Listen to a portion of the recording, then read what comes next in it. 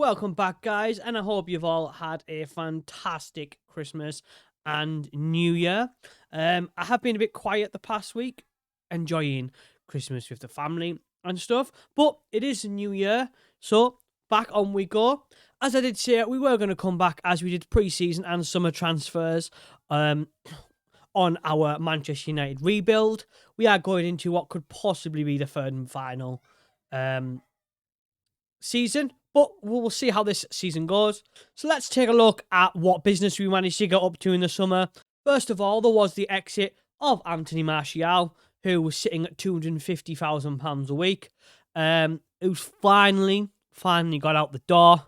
On it, yes, it was a free transfer, but £250,000 a week. Those wages are now not our problem anymore. We did also sell Scott McTominay, who went to, I believe, it's Napoli there, for around £16.5 million. Again, he was very unhappy how he renewed his contract, didn't want to stay. £16 million added to the kitty, so I could bring in possibly a few players as well. So off he went to Napoli. We did then go and sell Thomas Muller. You could almost say we made a little bit of profit on him. He was brought in as a free transfer, played 12 times all season. Again, I'm not too sure why I did it, I'll be honest with that one, but a season later, I went to Lazio for £1.9 million. Not so much of a sale as more as a loan, because as usual, nobody wants to buy him. But we did manage to also get Anthony out of the door on loan to Newcastle. Yeah, you could say we're loaning to a rival, but Newcastle haven't really been acting like a rival on this save, so I wasn't too concerned. But it meant they would take his wages off us for at least a season, maybe a season of game time. Means someone will buy him next summer, but as usual, nobody wanted to buy him. So at least he's gone out and he's not our wage problem anymore. We did actually go and end up selling Diego Dalot to Paris Saint-Germain. We did it with £45 million we got him, which I thought was a good sale there. We didn't I wasn't that bothered about selling him, but I did want to maybe post in a new right back. So it was either going to be him or Wan-Bissaka. I wanted to keep Wan-Bissaka mainly because of the British side, I'll be honest, the English side. So, and his came in with a fancy offer. So he went to PSG. So when it comes to the incomes of this season, we did have the pre-arranged transfer of Diaz coming in there. Obviously, that was done back end of last season. He has come in to play and compete against Bruno Fernandes in the middle there. We then went and brought in Dalot's replacement in being Vanderson here. He was brought in for around £55 million. So when you take into the consideration the sale of Dalot, it cost me like £10 million.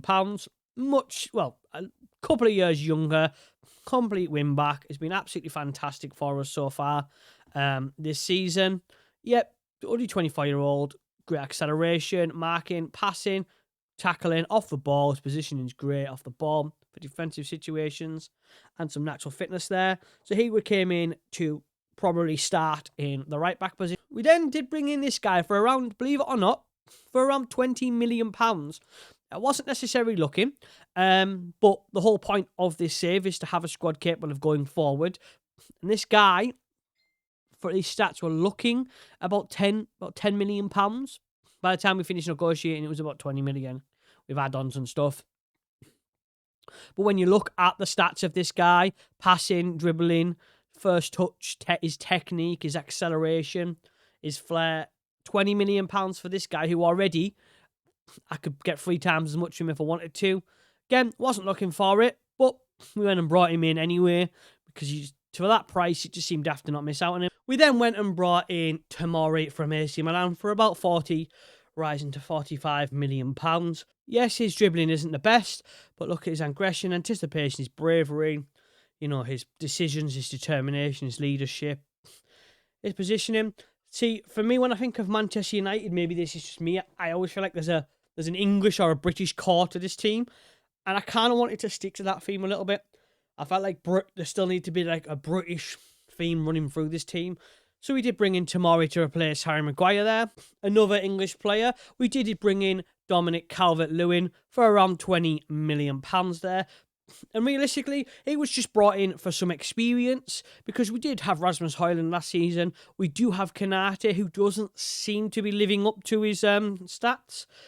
He doesn't seem to be playing too well, and he's yet to finally find his feet. So I was finding myself in games last season where I didn't have that experience or the depth to bring on and change something a bit different.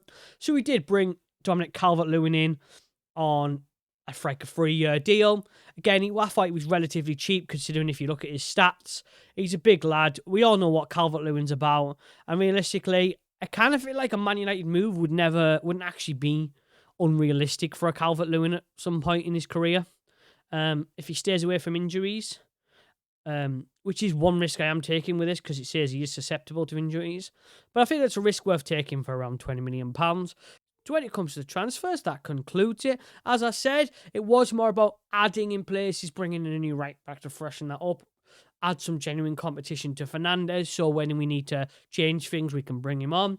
We obviously brought in some depth up top, and we brought ourselves a 4th centre-back in, who quite frankly could easily be a starting centre-back for us. There wasn't many changes, with obviously the exception of bringing in that extra wonder kid there. And where that leaves the squad now, if you just go based on potential, if you're looking at some of our players who can go out on loan and play, potential all 18, 19, 21. He's only 25, the lad from Real Madrid. Obviously, Fernandes is in there, but you've got Mason Mount's only 26, Diamane 21, obviously Sancho's 25, and obviously you got Mina, who is out on loan. So you got Garnacho, who's only 21, 22. That new lad's 22. There's like a lot of this team, even if you go on current ability, 27, 25, 26, 27, 21, 22, 24, 21. They're all between about 18 and 27. Give or take, obviously, the exception of like Bruno and Luke Shaw in there. But now, if you're looking at this team, look at the ability of this team, and then to add to it, these players who are a little bit older, but then you've got the younger players who their potential could then match theirs as well. And as you can see, there isn't as many players, I would say, on ridiculous wages compared to previously, or the ones that are there through merit. It does also mean, now it did say I wanted to try and fix the finances as we were going through the rebuild, and obviously the finances aren't fixed, but if you remember, you were looking at like £400 million projected. Then we got down to 200, kept going back up again. But if you actually look at this, in a couple of years, it's projected to just be at £67 million. It's definitely all going in the right direction there. And for those eagle-eyed viewers that will have noticed this, yes, the editor symbol is in the top right-hand corner. It's got absolutely nothing to do with this save. It has just recently bought the editor for the first time. So I have been doing some experimental saves and ideas for videos in future. So it's got absolutely nothing to do with this save. I just obviously haven't took the symbol off because I've been messing around on other saves. Just for you eagle-eyed viewers, yes, I know it's there. No, I haven't used it. Where the summer transfer window and the pre-season has found ourselves is, well, a clean sheet of victories all the way to a 1-1 draw against Chelsea. And when it comes to the reason why we didn't win this game, we were 1-0 up going into the 92nd minute. And I'm just going to show you guys why we didn't win this game. And then, yeah, just judge for yourself.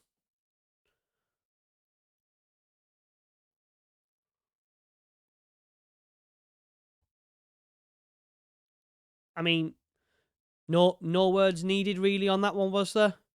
I mean, it was there. Just keep the ball. Don't do anything silly. And we win the game. But no, Martinez decided to pass it into thin air and Lukaku went and scored a goal there. So realistically, we did shoot ourselves in the foot there. So going into this season of the rebuild, I feel like domestically, we have proven we are back to competing as Man United were. 4 titles domestically, 2 Premier League titles. We have won an FA Cup. So I think domestically, we've proven our point. We have got a squad good enough and young enough to continue to compete going domestically. But the one place we have fallen flat on our face is the Champions League. So very much the focus of this probably last season of the rebuild will be on European and Cup competitions. Because as I said, 2 Premier League wins, and the squad's just going to get better. And when you look at the likes of Barco in there as well, Lauren, Naipan, these are all young, very young wonder kids who aren't really getting in the squad there. So the focus is very much on the Champions League. And just so we get an idea as to what we're looking at here, the teams we do have to play: Real Madrid, Leipzig, Maccabi Haifa, surely, Real San Sebastian, Barcelona, Porto, Servette, and Marseille. So a relatively ish comfortable group, with the exception of obviously Real Madrid and Barcelona in there. Those are teams we have to play, but realistically, we know we can get through this this stage with our team. Now we need to just see that we're going to start competing at the back end of the competitions, and realistically, that's the focus and aim. Can we finally, have I built a squad good enough, or should I say, have I rebuilt the squad to be good enough to compete in Europe? Well, the first step of finding that out is obviously against Real Madrid today. And this is the team we are going with. Tomorrow's coming for Martinez, because I'm kind of sulking with him after what happened in the last game. Banderson on the right back, Shaw at left back, Germany and Mount in the middle, with Fernandez, Garnacho, Rashford on the left, and Højlund up front. And as you said, we have got like an English running through. Shaw in there. We have obviously got Mount, we've got Rashford, we've got Sancho on the bench, with Calvert-Lewin, Tomori. There's very much a few in there, but the depth in this squad is looking really, really good, but also really, really capable of lasting for years to come as well. So here we are, straight into kickoff. I'm not too sure how this game's going to go. The bookies do have us as slight favourites, which I guess is a compliment to the squad that we are slight favourites. But what a start! What a start! 30 seconds in, Garnacho down the right-hand side into Fernandez, smashing it in the goal. I mean, what a perfect start. So after I was so rudely interrupted by us scoring a goal, what I was trying to say is the bookies do have us slight favourites to win this game, purely only based on the fact is we are the home team, nothing more. But the fact is we are favourites at all in the game against Real Madrid is only complementary to the team that we are building and obviously the strength of this team here. And it's 1-1.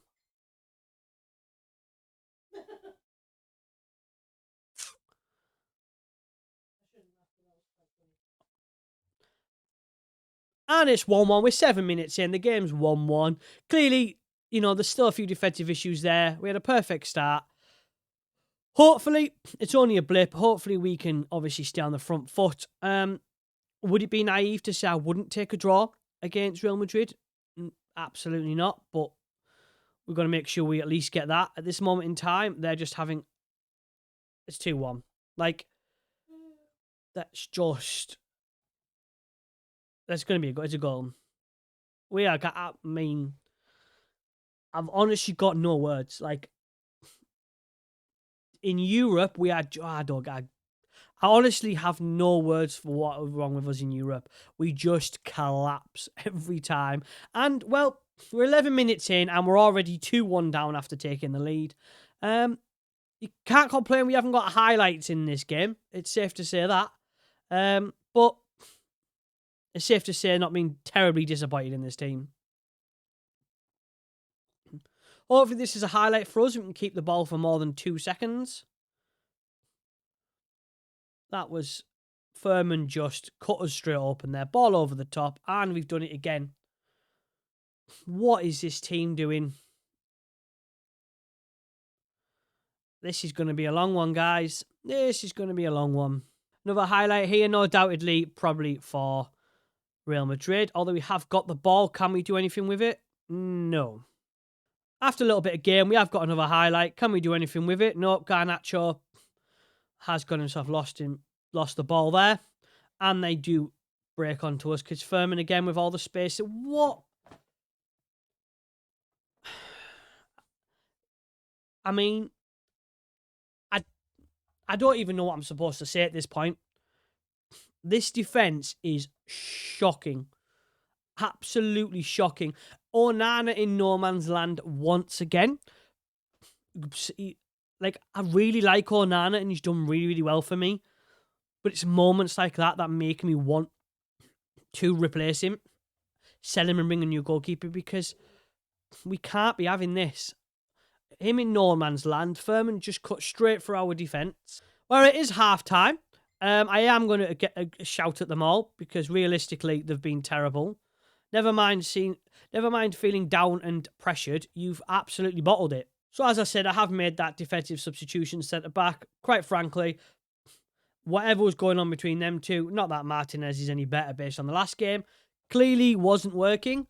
We've basically gave away possibly 3 of the easiest goals you possibly could give away. Here's another highlight here. It feels like every highlight ends in a goal for Real Madrid at this point. Can we do anything back? Can Garnacho? I mean, I want to get excited that we've got one back. Garnacho with the goal and an assist. But we scored 30 seconds into the first half, and look what happened there. So, fantastic over the ball, top ball from Rashford there. Hopefully this time throwing water bottles may have actually done something, and it maybe sort of kick us up the arse a bit to maybe learn how to defend. Maybe I should have started off as a low line of engagement. I didn't actually think how rapid Furman was. We do obviously have a rapid striker of our own, obviously in Konate. So maybe as they tire, I might look to see if we can he can step up to the plate. Again, what's looking like a Real Madrid highlight. The lower defensive line does seem to have stunned them a little bit. Without obviously not having the ability to put the ball over the top, does seem to have not necessarily run out of ideas, but they are struggling a little bit for ideas. Jude Bellingham need to go on and score in there. They're going to bring in Konate to play there if I can find him. He is there. Hopefully his power and obviously pace will do well. I am going to bring in Anguissa to play in central midfield.